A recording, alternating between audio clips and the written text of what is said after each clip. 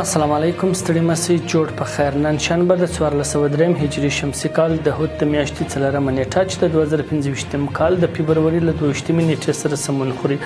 له سکون رادیو ویبپاڼې او خواله رسنیو مو د نن ورځې لنډو مهمو خبرونو ته زه حافظ احمد نصرت هرکلی کوم.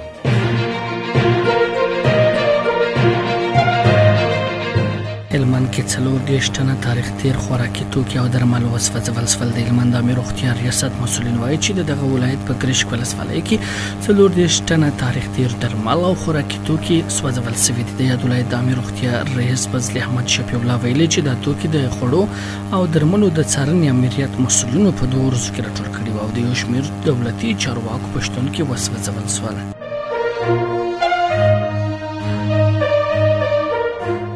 غلام خان ګمرک کې د صادراتي توکو وزن معلومولو اتله ګټه اخیستنې ته وسپارل شول. د مالیې وزارت ویلي دی چې د ګمرکونو نوې لوی ریاست له لوري د 3.4 میلیون افغانۍ په ارزښت د خوست ولایت د غلام خان په ګمرک کې د صادراتي توکو د وزن معلومولو لپاره یوه پایه د لوړ تنجار اتله جوړه او ګټه اخیستنې ته وسپارل. یاد وزارت زیاته کړې ده چې یاد اتله د 22 متره اوږدوالی او 3 متره پلنوالی لري چې د 120 ټنه وزن معلومولو وړتیا لري. د وزارت په وینا دغه تلې په جوړولو سره به د ملي عوایدو له ضایع کېدو او اضافه وزن له وړلو به مخنیوی وشي.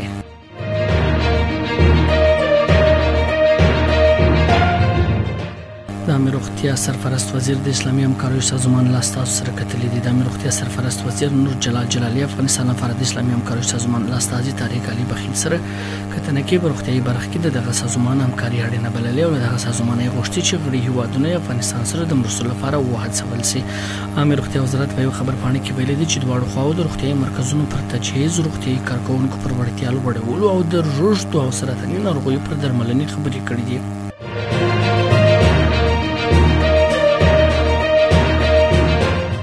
تیره میاشت کابل کې 11,000 کسانو ته د زیږون کارتونه ویشل شوي دي.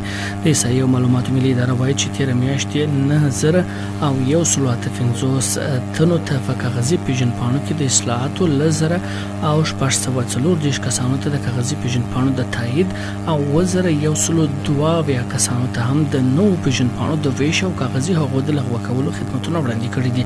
دغه موده کې د احصایې او معلوماتو ملي ادارې 803 کسانو ته د زیږون کارتونه 425 تنو ته د مړینې پارچې ویشلې دي. دغې ادارې زیاته کړې ده چې یاده موده کې بهر کې میاشتو 2,940 کسانو ته کاغذي پیژندپاڼې غیر حضوري خدمتونه هم وړاندې کړي دي.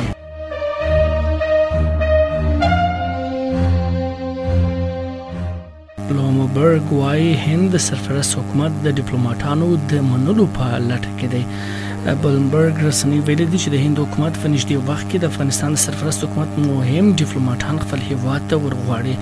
دا چې د نوې ډیلي له لوري له کابل سره د اړیکو برخه کې نوی ګام دی. دغې رسنۍ د نوم نه ښودلو په شرط ویلي دي 2 تنه نوې ډیلي کې د افغانستان سفارت د چارواکو پر مخ د چارو د پرمخ وړلو لپاره ورپېژندل شوي دي. په دې وروستیو کې د کابل او نوې ډیلي ترمنځ د اړیکو ښه والي لپاره هڅې زیاتې شوي دي. تر دې وړاندې هم هند ممبئی کې اکرام الدین کامل د افغانستان سرکنسول په توګه منلی و.